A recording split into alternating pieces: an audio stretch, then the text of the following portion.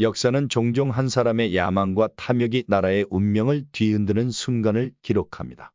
때로는 그 한 사람이 왕이나 황제가 아니라 권력의 그림자 속에서 모든 것을 조종하는 인물이기도 하죠. 중국 진나라 말기 진시황의 사후 혼란 속에서 나라의 운명을 좌지우지했던 인물, 조고가 바로 그런 사례입니다.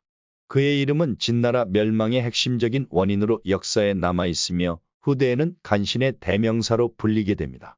오늘은 환관 조고에 대해 알아보겠습니다. 조고는 낮은 신분에서 태어나 궁중으로 들어갔습니다. 어린 나이에 환관으로 선택된 그는 스스로의 약점을 뛰어난 기억력과 학문적 능력으로 보완하며 진시황의 신뢰를 얻었습니다. 그는 진시황의 곁에서 일하며 황제의 명령을 철저히 실행했고 황제는 그를 점차 중요한 위치에 두기 시작했습니다. 그러나 조고는 단순한 충성스러운 환관이 아니었습니다. 그는 자신의 재능을 이용해 조정 내에서 세력을 키워가며 권력을 쥐락펴락할 방법을 끊임없이 모색하고 있었습니다. 그런데 기회는 예상치 못하게 찾아왔습니다. 기원전 210년 진시황이 전국 순행 중 사구에서 병에 걸려 쓰러진 것입니다. 황제는 죽음을 직감하며 후계자로 장남 부소를 염두에 두고 있었습니다. 부소는 진시황의 폭정을 말리다 북방 변경으로 쫓겨나 장군 목념과 함께 만리장성을 쌓는 일을 하고 있었습니다. 그는 학식이 깊고 백성을 사랑하는 어진 인물로 진나라에 안정된 계승자로 적합한 인물이었습니다. 그러나 조고는 부소가 자신의 야망의 걸림돌이 될 것을 알았습니다. 조고는 먼저 진시황의 18번째 아들이자 자신이 법을 가르쳤던 호해를 끌어들입니다. 그러나 조고의 생각과는 다르게 호해는 자신은 자격이 없다며 첫째인 부소가 진시황의 유지에 따라 다음 황제가 되어야 한다고 말합니다. 조고는 그러한 호해를 가머니설로 설득하고 결국 호해의 승낙을 얻어내고 맙니다. 호해를 끌어들이는 데는 성공했지만 이런 큰일을 두 사람의 힘만으로는 성공할 수 없었기에 정무적으로 자신들에게 힘을 실어줄 이가 필요했습니다. 그래서 조고는 능력은 뛰어나지만 정치적 야심이 컸던 승상이사를 끌어들입다. 이사 역시 처음에는 조고의 말에 크게 화를 내며 거절하지만 조고는 이사와 정치적으로 사사건건 부딪혔던 부소가 다음 황제가 되면 승상은 실각하고 결국 처형될 것이라 말하며 이사를 위협합니다. 하지만 호해가 황제가 된다면 이사의 권력은 앞으로도 더욱 탄탄할 것이라며 그를 설득합니다. 결국 이사도 끌어들이는데 성공한 조고는 서둘러 수도인 함양으로 황제의 어가를 이끌고 돌아갑니다. 진시황의 죽음을 숨기고 빠르게 황권을 차지하기 위해서였습니다. 빠르게 행렬을 서둘렀지만 이미 더운 날씨에 황제의 시체는 빠르게 부패하기 시작했고 그 악취가 황제의 수레 밖으로 퍼져나가기 시작했습니다. 모두들 황제의 죽음이 알려질까 걱정하지만 교활한 조고는 황제의 수레에 많은 생선을 달아서 그 냄새로 악취를 숨기고 수도로 돌아가 재빨리 호해를 황제로 추대합니다. 그리고 가장 걸림돌이 되는 첫째 아들 부소에게는 황제의 가짜 편지를 만들어 불효의 죄를 물어 자결할 것을 명합니다.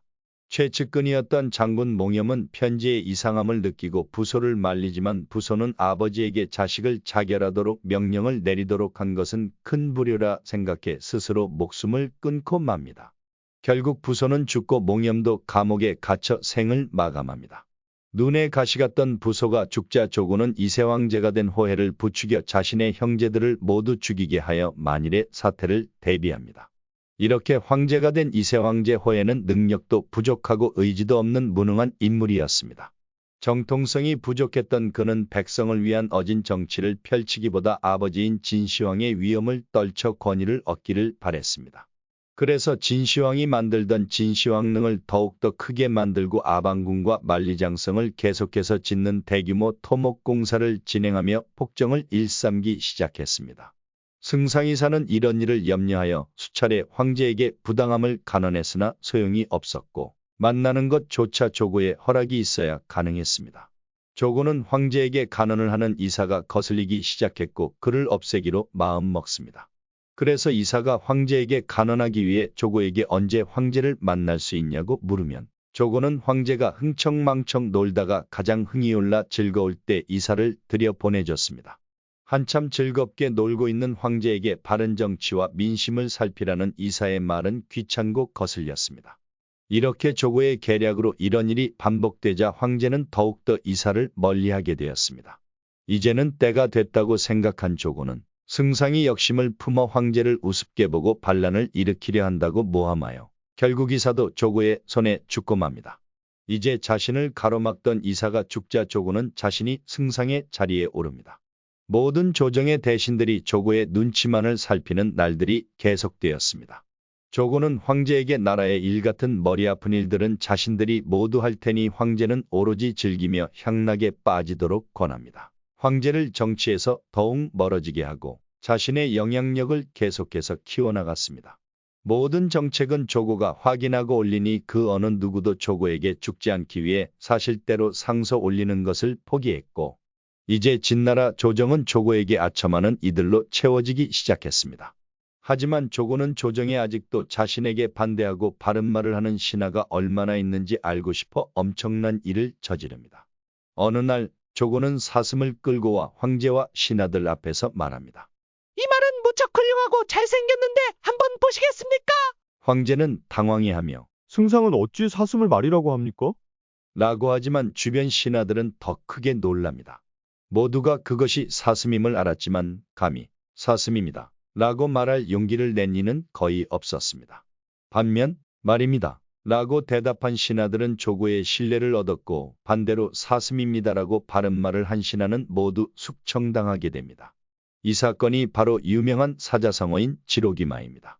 이렇게 조정이 모두 조고의 손에 떨어지고 폭정이 계속되자 결국 진승과 오광이 농민 반란을 일으킵니다. 진나라는 큰 위기에 처했지만 장군 장안이 급하게 진시황릉 공사를 하던 죄수들을 이끌고 이 반란을 진압합니다. 하지만 이것만으로는 혼란을 잠재울 수 없었습니다. 결국 이러한 사실은 황제의 귀에까지 들어가게 되고 그동안 거짓으로 속여왔던 조고는 두려움에 황제를 죽이기로 결심합니다. 조고는 사위인 염락을 시켜 이세 황제를 잡아 협박했고 자결하도록 하는 만행까지 저지르게 됩니다. 이세 황제를 시해한 후 그는 황족인 영자영을 3세 황제로 옹립하려 하지만 그는 조고의 꼭두각시가 되기를 거부하고 병을 핑계로 집에서 나오지 않습니다. 결국 조바심이 난 조고는 그의 집을 직접 방문합니다. 하지만 이것은 영자영의 계략이었습니다. 영자영은 집안에 자신의 가설들과 자식들에게 무기를 들고 숨어있게 한 뒤 집안으로 들어온 조고에게 황제를 시해한 죄를 꾸짖고 그를 죽입니다. 이렇게 간신조고는 제거되었지만 이미 천하는 항우와 유방 같은 이들이 일어나 진나라는 힘을 잃었고 얼마 되지 않아 결국 항우의 손에 영자영이 죽임을 당함으로써 결국 멸망을 맞이하게 됩니다. 이후의 이야기는 우리가 알고 있는 초안지의 이야기가 펼쳐집니다. 오늘은 나라를 멸망으로 이끈 간신조고에 대해 알아보았습니다. 그는 권력에 붙어 나라를 좀먹고 자신의 주군을 살해했으며 종국에는 나라를 멸망의 길로 이끌었습니다. 역사상 최악의 간신이라 불리는 조고, 부디 현재를 살아가는 우리는 이러한 자를 경계해야겠습니다. 지금까지 풍문으로 들었어였습니다. 부족한 저의 영상을 끝까지 시청해 주셔서 감사합니다. 앞으로 더욱더 좋은 내용으로 찾아뵙도록 노력하겠습니다. 오늘 이야기가 흥미롭거나 재미있으셨다면 좋아요, 구독 부탁드립니다. 행복한 하루 되세요.